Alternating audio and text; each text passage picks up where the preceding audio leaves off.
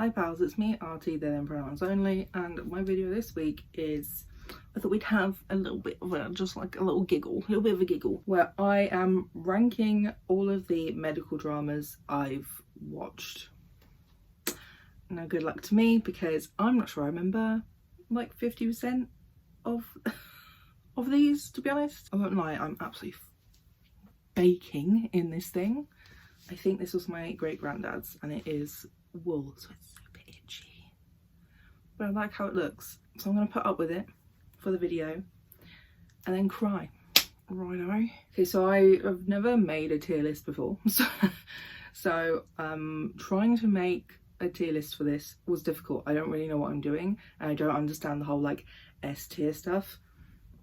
Don't understand. So I made my own tier list where like the best of the best, especially the ones that are over, but like also the ones that I'm still like, you know, waiting for next season. I Miss Her is top tier. I just want her back kind of vibes. Then I have I Could Rewatch This, which is just like, you know, it was enjoyable enough. I would put this back on out of either boredom, something in the background, maybe even just like coming back to in a few years when I've forgotten most of what happened. The middle tier is Good While It Lasted, which I think can vary between like when it was on, it was fine, no longer on, or at a certain point the show went to complete crap, in my opinion, and needs to be thrown away after a certain season or episode. Then I have Pretty Terrible, if iconic. So this is reserved for the ones that, you know, are kind of like guilty pleasures, the ones that you like, you kind of enjoy, but are like pretty bad for lots of reasons, but everyone is like, yes, no we mean, but everyone's like, oh yeah, but those characters and those plot lines were super terrible and especially ableist, etc. You're like, so true. And then the last one is The Worst Thing I've Ever Seen in My Life. Self-explanatory. Okay, first up, Station 19. So this is one I watched recently. I love her. I am putting her in I Miss Her because I recently watched this. There's like six, seven seasons. We didn't realise, me and my mum, as we were watching it, that lol, it had been cancelled. And the season we were watching was actually the last season, and we were both pretty like devastated and distraught by that. I mean, I especially, because it was a very like left-wing politics. It's based in a firehouse in Seattle. It's a spin-off from Grey's Anatomy. So we had a few of the babes coming along. You know, we had a lot of conversations around police brutality. We had a bisexual woman who ended up with a lesbian, and them going through like the IVF journey, as well as like their own relationship problems that you don't actually often see in like a lot of media. There was a lot of general discussion about racism and sexism within firehouses. They did loads of really cool things, but it got cancelled. But at least it sort of got cancelled with enough timing that they were able to give everyone sort of like the endings they deserve, like giving the audience at least something of like what the future's going to be. It was a pretty epic ending as well. It was like they were fighting this massive wildfire. Yeah, they were fighting this massive wildfire, which is, you know, cause of climate collapse, because they are in, where are they again? I literally just said it, Seattle, which is not especially known for being super hot to the point of having wildfires that big. That's more of like a California thing, etc. You know, I am very sad because I feel like it pushed some boundaries that I feel like Grey's Anatomy never really did in some ways, but obviously Grey's Anatomy has other boundaries it pushes. So that was I'm in my I Miss Her category. Next up, I am going with House. Couldn't quite work out where to put this speech, honestly. I put it in Good While It Lasted, but like I was torn between, you know, 3 categories because I kind of feel like I could rewatch it, but also when I did for my Takayasu's like video, there was an episode of the Takayasu's patient. I remembered how violently ableist House is, which I obviously didn't really pick up on or notice when I was originally watching the show, because it was pre-realising I was disabled / early into realising I'm disabled.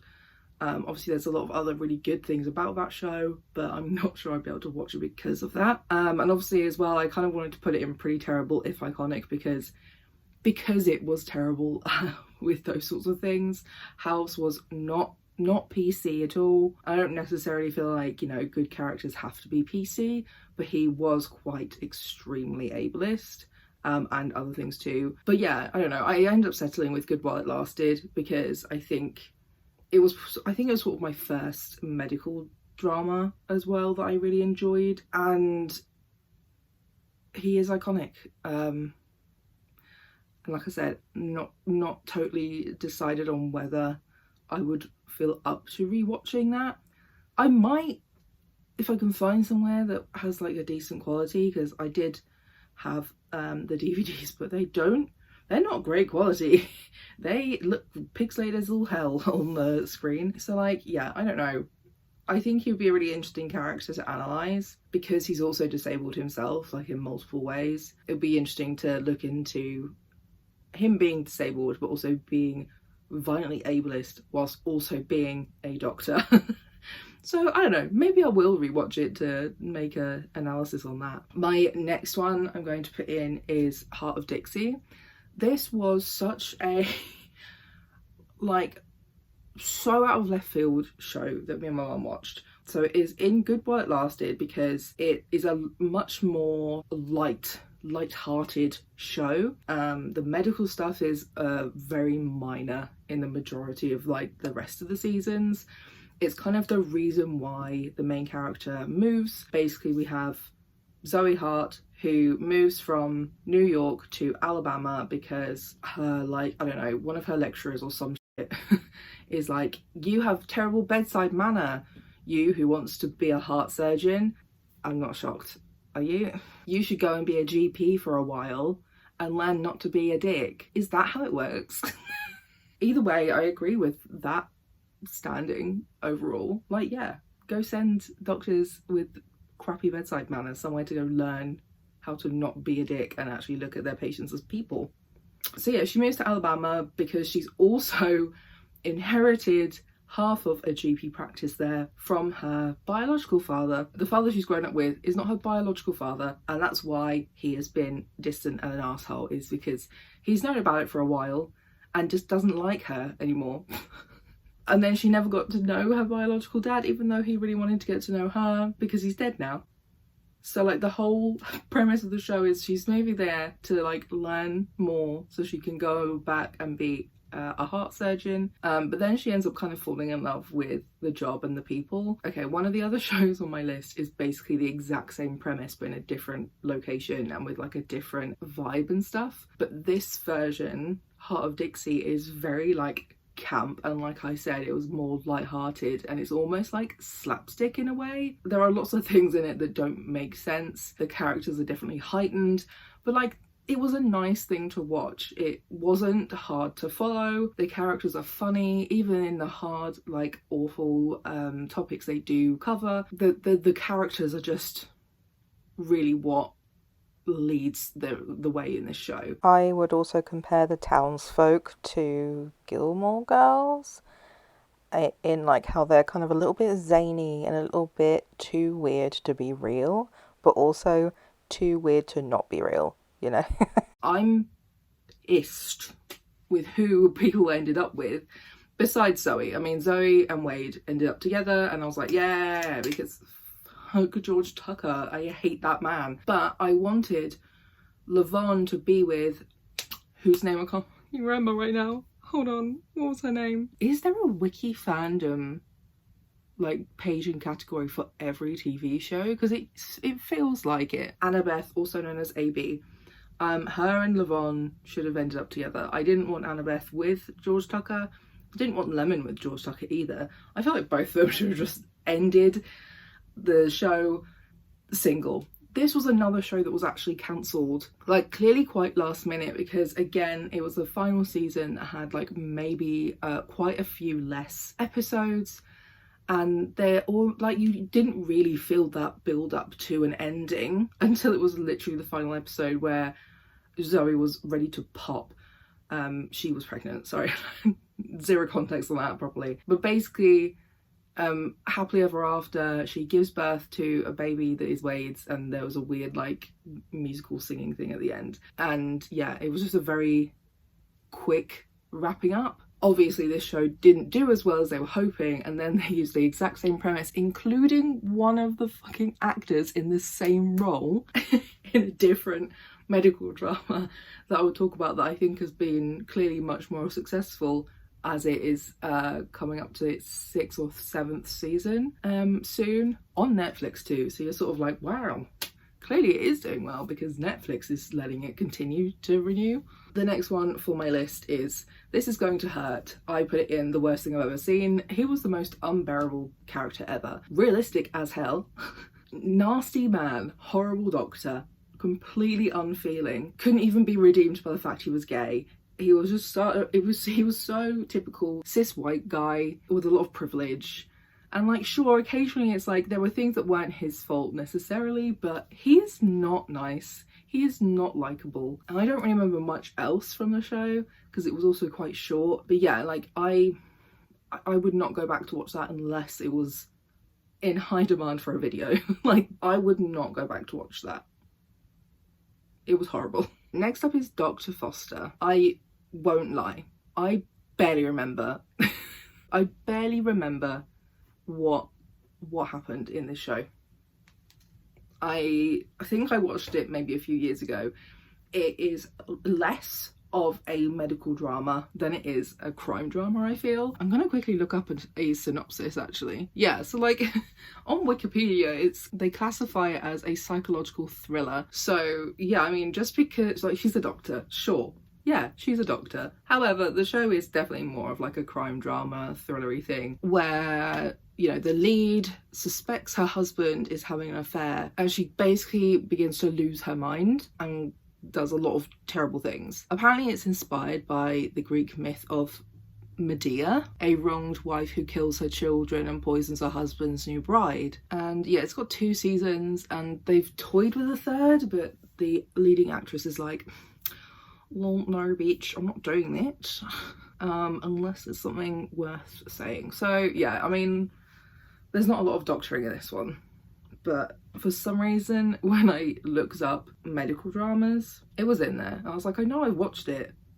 but I was like, that felt more like a crime drama, but fine, question mark. Next up we have Call the Midwife as well. I've put it in good while it's lasted for now because this is the other version of this category. There's a few shows that I really enjoy watching, whether they're crime or medical dramas, that only come back for like a handful of weeks in the year, and I always feel like they are one and done way too quickly every year. This is like a New Year's show that only ever comes back. It does a Christmas special and then comes back for a season in like the new year that covers an entire year, and you're sort of like, okay, but like it goes through it so quickly now. I don't remember it being that quick in the past, but I really enjoy it. I enjoy the historical context. I enjoy sort of seeing an interpretation of what it was like back then to have the NHS before we've had so many of our, you know, scientific developments, and also like the other aspects of just like the culture in London of the time, like when it comes to racism and homophobia and things like that. We've had a range of queer characters, both in sort of the main cast and in like the side guest actors and stuff with the shorter plot lines. I am also honestly just like proper sad though that this is then the other thing, because I don't watch it regularly, I forget everybody's names very quickly. Yeah, I was really sad when the plotline led to Lucille leaving and then never coming back, because I really loved her and Cyril together, and I don't really know where things are going. We had in the last season an introduction of a lot of new training midwives, and I think he's taken a liking to one of them who I feel like are quite young, so that's one of the things that's partially putting me off from all of that. I'm having some really bad allergies right now, and my nose is just like constantly itchy and it doesn't help with the vibe. iZombie also came up on the list of medical dramas. It's a show I watched quite a while ago now. It was, I think, quite early in like lockdowns. It was a show that I had kind of like vaguely heard about for a long time, but I don't know, I either wasn't interested or never had like the facilities to watch that. So I did watch it all the way through, and initially there were definitely a lot of things I didn't like about it. So I put it in pretty terrible if iconic because it's not good. Like, for one, it's definitely more crime drama than it is medical drama. It's only medical drama because it's in like the autopsy people's place, coroner, I don't know. Like, I don't really know why it's being captioned under medical drama really, because also it's about zombies. It's definitely more of like a fantasy sci-fi overall plot, and it's quite comedic. It's got the guy who I love this man, but I always forget his name, who is in like all of the girly horror shows these days. I love him. Raul Coley? Coley? Yeah, Raul. I love this man. He knows how to make characters lovable, but also how to make characters an asshole. He was very lovable in this show, and like, yeah, you wanted them, like the two leads, to get together, but also I found them, like the main lead, unbearable. A lot of the costuming and makeup was bad. She had like the worst wig, she had the worst zombie makeup. So yeah, like, it's kind of iconic because it was very like of the time that it was made really, but it wasn't very good. And it went on for a while, I think, too. Next up, I put this in there, The Dropout, because I felt like this was more medical drama than even some of the things that actually came up as medical drama. It's obviously based off of a real thing that happened. It was all about this person basically committing fraud because she was, I think initially she wasn't pretending. She really wanted to like invent and make this blood testing machine that could test your blood in much smaller quantities, so you didn't need to have to like go for blood tests all the time, which to me sounds sick. Somebody actually please get that to work. But it basically turned into her, yeah, committing fraud and just taking people's money and pretending that everything was going well and pretending that she was being like, she was successful, when really she was just conning people out of a lot of money. And like I said, that's a real thing that happened. But I included it because it was about medical equipment, basically. And then obviously we have Grey's Anatomy. Oh my god. I put this in, I could rewatch this because obviously part of it is it's not gone, and it does regularly release like seasons or half seasons. I can't remember if I have done a rewatch of this from the start, but like, it is a show that I feel like I could like start again because is so long. It is such a long show, but also has so many different plot lines with so many different casts of characters. I feel like at least it's, you know, you're not going to remember all of those plot lines, so there'll always be something kind of almost new to you because you, like I said, you're not going to remember every single thing that's happened in Grey's Anatomy. Like, sure, you'll remember like some of the big things that happened, like George died and Izzy started a weird relationship with a patient and then he died, you know, all the, you know, that weird shit from the really early seasons. And like, there are definitely parts in the later seasons that I'm a bit like, oh god, why did we need this? Can we skip this? Low-key, I didn't really like Meredith. So I'm not fussed about her not really being in it very much, but I do enjoy this more recent plotline that she's had to do with like research and uncovering like the agenda in scientific research and publishing those papers, that because everyone wants to just settle with dementia and Alzheimer's is caused by plaque on the brain, even though Meredith has found it's possibly not, or not just that, and people trying to prevent her from doing that research to look into the other causes. It's very interesting, but also I feel like it's very like true to life. So that's the only plotline I really like with her, and for quite a while, to be honest. But I think as well some of their newer characters can be a little bit flat, or they're like grasping at straws, and obviously that show has gone through so much. It carried on through lockdowns. There are so many characters that have left, especially like really big heavy hitters. Pretty much every single person from the original series is gone now, except from some of the older ones who We don't really know how much longer they're going to be there for, although as well it does seem like we might have a return of some people because of the end of Station 19. So yeah, I don't know, we'll see. But it is a show that I feel like I could quite happily rewatch more than once because it's so long and has so many different characters and plot points that I used to really love. The next one I have done is Breathtaking. It is a short series about COVID. So I put it in good while it lasted because I can't remember how many episodes. I think it was around 4, and it's a hard watch. So it's not really something I would rewatch again unless it was for a video, for example, but it was very well done. Like, I don't really have any criticisms for it. Again, I don't hugely remember everything about it, but yeah, so like it's one of them ones that you're just a bit like, yeah, this was really good. However, it was just a huge downer. kind of triggering, so I probably wouldn't watch it again unless I had a particular reason to watch it. But yeah, I do recommend people watch that. Next up is Virgin River. So this is the one with the same plot as Heart of Dixie, basically. So I've put it in pretty terrible if iconic because it is more of a traditional kind of contemporary drama. So again, the plot point of she is a nurse practitioner, but also specializes in like birth things, pregnancy things, and she needs to get out of LA, so she goes to this really small like mountain town in, I think, Northern California, where the doctor of the practice doesn't want her there, doesn't like her, and he's really gruff and horrible.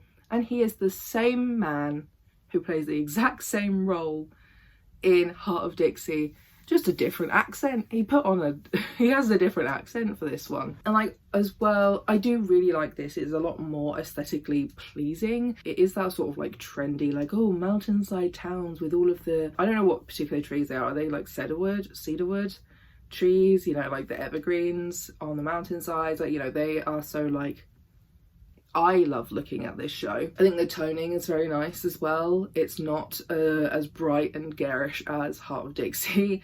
However, the plot lines are very different.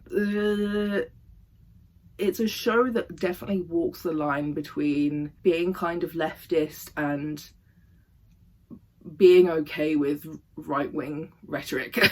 I watch it with critical eyes because I don't enjoy the love interest very much. Because he was a Navy SEAL and he's just kind of typical cishet white man who's been to war. And yeah, he says some right-wing things occasionally and you're just like, ew. And you have no idea how much time has passed, basically. This show is so terrible at keeping track of when anything has happened ever, that I think they've gotten to the point where the writers are actually also taking the piss out of that now, because they're like, in the later seasons there was this character who had been pregnant for like 2 years or something ridiculous, and she didn't have a bump for so long, and then she suddenly had a huge bump, or like her bump was small when it should have been much bigger, and she was just, you know, they just don't know. They just don't know where they are, and it's just funny. Like, in some ways, because I feel this way about Golden Girls as well, in a lot of ways I've actually really missed shows that like just don't even try. They don't even try to conceal or manage their plot holes. They're just like, yeah, it's there. We don't care. We're just here vibing with some plot lines. And you're just like, that makes no sense because of what you said like last season or whatever. So like, yeah, again, it's an easy to watch show. It can be a bit heavy. It's not super funny. It is a very white cast. I feel like Heart of Dixie was less white. Still very white, but less white. Because I think in this show we basically have like one white guy for the majority. Mental illness. We have like one black guy for the majority of the show, and we don't like the main character either, honestly. She's very irritating, swings back and forth in her decisions, and I think a lot of the issues are like just the writing. I feel like they must have different writers, which is why they've not kept track of time, why the characters go back and forth constantly on the same issues, get a new argument, you know. But yeah, so like I've put it in pretty terrible if iconic because it's just daft, but it's not good. It looks very nice, but yeah, it's not very good. It does have that, like, both that and Heart of Dixie have that very nice, like, small town kind of vibe, which I do really, I like that in Gilmore Girls. There are other shows as well that I have enjoyed that concept in. You know, everyone knows each other, people care about each other. I enjoyed that aspect of it. But yeah, overall, let's just say it's not a show that I would necessarily recommend to anybody. Like, there's no gays as well. Like, nobody's gay. The next one I have is I don't know if it's just Cleaning Lady or The Cleaning Lady. And I have placed it in pretty terrible if iconic because like, initially it was really great. It's definitely more crime drama really than medical drama overall. The Cleaning Lady is a doctor from the Philippines. Her and her family are all undocumented, so she can't be a doctor there, but she has brought her son there because he has a rare condition that requires specialist intervention that they don't have in the Philippines. So that's kind of like the gist, is that she's doing anything possible in America to look after her son. Initially you like her, you're like, yeah, okay, cool, get on it, and she's doing crime to save her son, basically, and to pay for treatment and things like that. And she meets Arman. I've never really said his name out loud properly. And they kind of end up having a bit of a thing, even though he's got a whole wife who initially you hate, but then you really love her, and then she's dead. So yeah, initially it's a really interesting show, but this final season, even though I'm pretty sure there's another season coming, but this last season has been so bad because the actor who played Arman died before filming. So the whole plot had to kind of revolve around, where is Arman? Where is Arman? Where is he? And then they used, I don't know what they used, man, but it was not good. They used some kind of, I'm assuming AI technology to put his face in different places. And like, there have been shows and films that have done this well. So like, they did that in the final Hunger Games film with the guy who plays Plutarch, I think. However, they didn't have him speaking. He wasn't moving a lot, but they put him in there and it looked good. You probably wouldn't have thought, oh, that's not the man, if you didn't know he was dead. And there are other shows that have done this as well, and been able to at least put in moving imagery well from those people. However, whatever they've done, it is bad. Most of the time, sure, it was okay, because you only saw like a glimpse of his face, or like it was like a body double doing the like body, you know, moving stuff. But there was a whole thing of him in a car that was so fucked. Like, it was fucked. The image was fucked. It was like blurry and distorted. It didn't even look like him. It was like another man. It was just really bad. Like, I'm embarrassed that they put that out, because it was really, really bad. And then he died. Like, his character then actually officially died. But like, it was just done so badly. And they were trying to force this whole season to be around that. And now there is somehow another season. Like, I don't know if I can put myself through that. And then, yeah, you also start just hating the main character more and more, because she is just putting her family in danger repeatedly when she doesn't need to, and she should be doing something else about it instead. I want a show about Fiona instead, who is her sister-in-law. I want a show about her because she has 2 kids from 2 different fathers in 2 different countries. She's funny and like kind of a punky, gothy, like stylish mum. I'm obsessed with her. Her first, well, neither of them are husbands, but like her first partner is a man back in the Philippines who didn't know that he was the father of the child that she had in her stomach on her way to America. And he is so funny and sweet and just like goofy and adorable. And then like when he found out he was a father, he was like, oh hell yeah, hello son, gonna teach you about the Philippines, hell yeah. Because like obviously they've her kids have been quite Americanized, living in America pretty much their whole lives. And then the other father, I can't remember I think he was in the army. I don't know if he's still in the army, but he's a Black American, and he is also very kind, very protective. And then it was like Fiona was also creating a really nice friendship between her and Nadia, who is now dead. But like I kind of wanted, like, I was like, yeah, I would watch this show where Fiona is like trying to decide between two amazing men, and then it's like, you know what guys, let's just be a throuple. Because I also really like the actors who play her kids and their characters, and there was sort of a moment where we thought that Nadia might end up with this guy called, oh god, what was his name? I can't remember his name now, but he was part of the cartel. But yeah, there was a moment when we thought that she was going to end up with him, and we were like, you know, just get out of the cartel, go and start a whole different show instead, where you all live happily ever after. It's always the way for me, is that a lot of the times I prefer the side characters over the mains, and it does suck. So next up is Private Practice. I put in Good While It Lasted because, like, it was another Grey's Anatomy spin-off. It was a pretty standard medical drama show. It was kind of like a GP practice, but not a GP practice, because only one of them was an adult's GP, one of them was a child's GP, and the others were like different kinds of specialists and shit. Like, but either way, it was basically like walking into a GP practice in the UK, but they had specialties. They covered a lot of really interesting and important topics, and usually covered them quite well. There was a repeated conversation around the idea of eugenics and when is it okay and when is it not okay, which I enjoyed. I really wish there was more of that. Again, there were some characters that weren't in it much that I wish were in it more. There was a disabled guy who was a geneticist guy, whatever. Either way, there were conversations around autism, being trans, obviously racism as well, and sexism. I did that whole video on like how this woman ended up being put on a psych hold instead of diagnosed with Crohn's disease.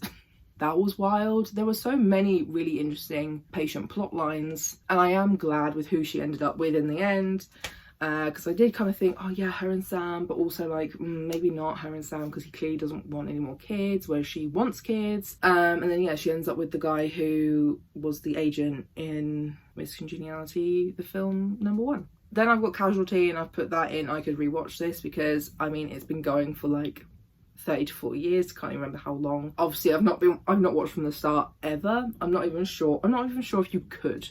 I don't know where you would like access that. So if anyone knows, let me know, because I would kind of be curious to like watch from the beginning. But I really like Casualty generally. I've made a couple of videos on it. One on them autism baiting me with Dylan, and another one on how they handled BPD, which was actually very good. They are not back until Christmas apparently, so I still don't know if Dylan is autistic. Obviously they have a range of diverse characters, main characters, but also like particularly smaller roles. But we often have a lot of Asian and Black doctors and nurses, pardon me, and who are the ones that drive the thing? Paramedics. There's lots of conversations around mental health, addiction, sexism as well, abuse. Like there's just a lot. They do have a lot of queer characters. They've only had one main trans character who is already gone, and I usually find a lot of their queer characters don't stick around for very long unless they are miserable. Because at the moment we have Jan, who is divorcing from her cop wife, who, I mean, anyway, ACAB anyway, but also she just really sucked. She sucked. She was the worst wife, and very, like, not understanding at all. Like, sometimes, sure, I understand why she was pissed with Jan, but most of the time, she just sucked, okay? But, like, we've had such a diverse range of characters on this show. You just wish that some of them that were a bit more like me stayed on the show for longer. And I would really like to see more disabled doctors, nurses, paramedics. I am available to be hired. I am the correct age probably for a lot of maybe F1s or some shit, I don't know. But like I'm 30. I'm 30.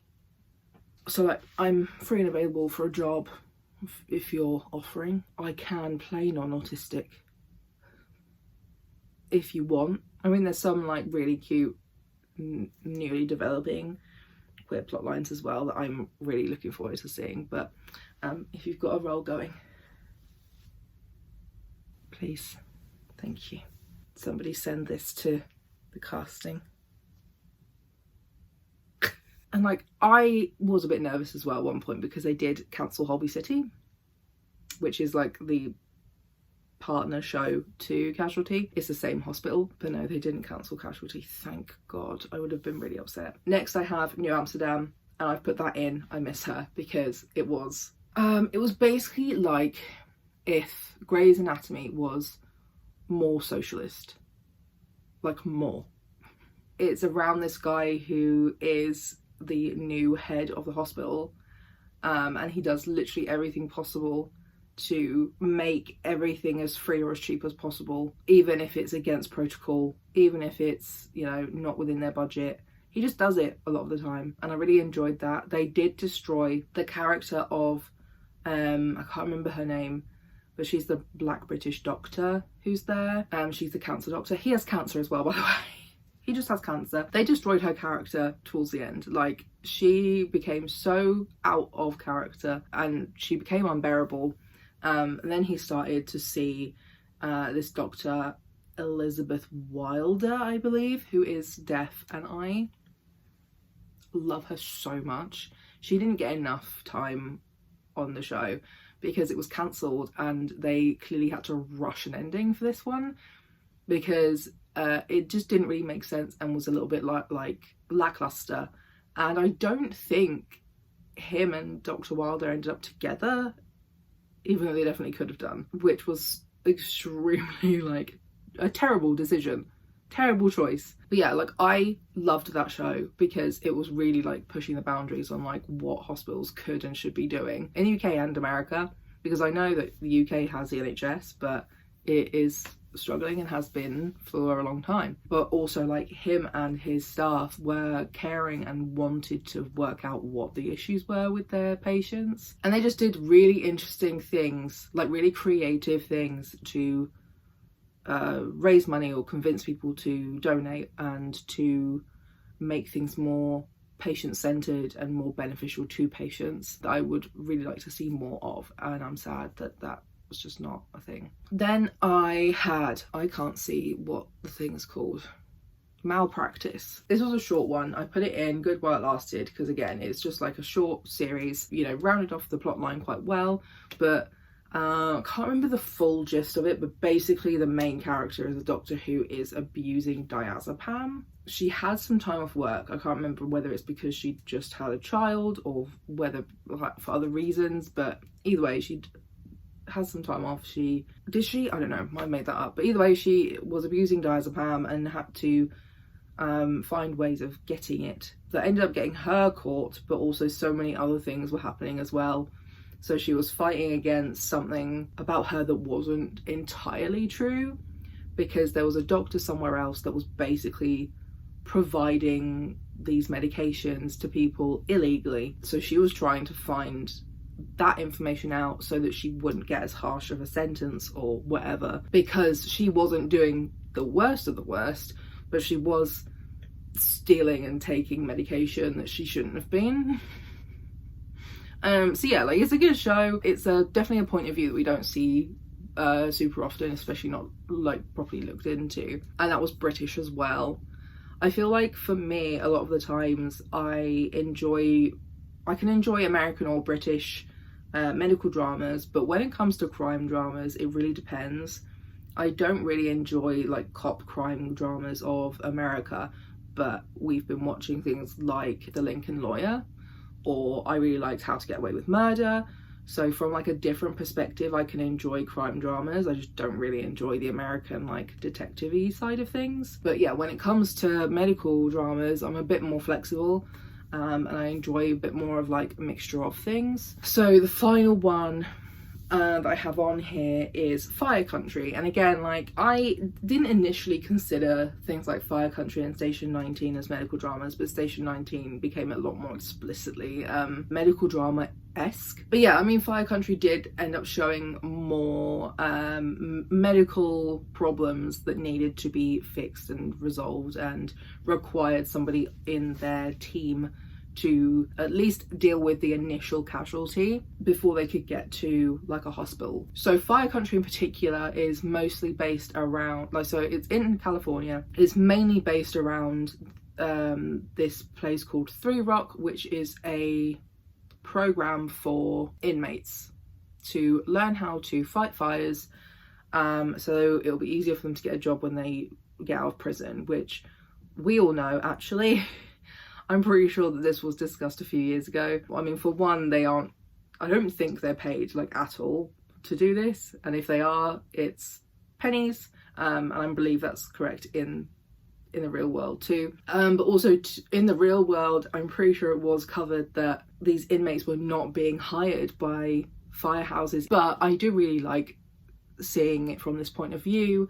Obviously as well, it's related to Cal Fire, who are the main fire department that 3 Rock is attached to, and our main character basically ends up in 3 Rock, back to the area where his fire family are all from and work there. So he ended up getting in trouble when he was quite young and getting arrested and stuff because his sister died and he was blamed for it, like, for no reason, and he continued to blame himself. He ended up going down like a path where he was abusing drugs and stuff like that and ended up getting in trouble. His family all remained in California. They've all been working in Cal Fire for a million years. And like all of his old school friends are now also in Cal Fire as well. And this is also where he meets his new love of his life, who I cannot stand.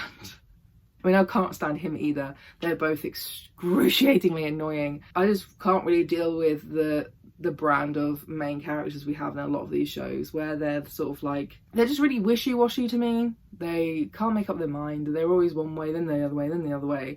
And hurting people in the process constantly. And like, I know people make mistakes in real life, and like, I would enjoy it if it was realistic, but it almost just feels like way too pushed to one end, kind of melodramatic. But again, the rest of the cast I really enjoy. I like seeing his parents and how they're dealing with each other generally, as well as the loss of one of their children, and then the other child ending up in prison. And how they're trying to rebuild that relationship. I like how the guy in charge of 3 Rock also used to be in prison, so he is kind of like, you know, the guy that made it, the guy for them to look up to. And he still has struggles because he's a gambling addict.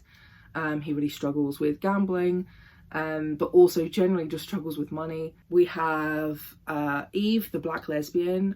Obsessed. I love her so much. She's also hilarious. We have the guy Jake, who I recognised initially from Ab Fab, and then realised he was also in Riverdale for a short while. I really like him in this. He's actually been given a chance to have like an actual layered character, and his relationship with the main character Bodhi is really interesting as well, because they used to be best friends, but then obviously they stopped being best friends because of a lot of the stuff that happened. Partly the thing was that Jake was dating Bodhi's younger sister, and that's kind of what caused the accident to happen, is him finding out the news, and a load of shit happened. So yeah, I put that in. I could rewatch this because again, it has a similar aesthetics of Virgin River, but has a lot more investment in diversity of their cast, diversity of their stories, and a lot more political interest. Like, I wouldn't say this is a very lefty show. It's definitely nowhere near as like socialist lefty as Station 19 or New Amsterdam, but it's sort of like centre left, where majority of the time they don't really discuss politics explicitly, but like they kind of show with their actions that they are at least left leaning by the way that they act with and around their more diverse characters and things that come up. yeah, that is my little tier ranking. I hope you enjoyed the video. Let me know if you enjoyed the tier ranking. I can do this for other kinds of shows as well. Let me know what ones you would be interested in me discussing and ranking. If you don't like it, let me know that too, because if you don't like this video, then I won't make another one. I just thought I would experiment because I see a lot of people making like tier ranking kind of videos, and I'm like, I could do that with some of these shows that I discuss. But yeah, so don't forget to like the video, comment down below, subscribe if you haven't already, share my video, and watch some of my other videos as well. I do quite a lot of videos discussing media generally, but also there are some specific ones around medical dramas, which is why I decided to do this. I've watched so many of them. I was debating doing one on crime drama, but I have watched even more of those than I have of medical dramas, to the point that I don't think I would even remember what half of them were about at all, because many of them are very similar, or some of them I've watched so long ago. But I might be able to do like at least a version of that if that was of interest. But yeah, that's my video for this week. I'll see you next week. Bye.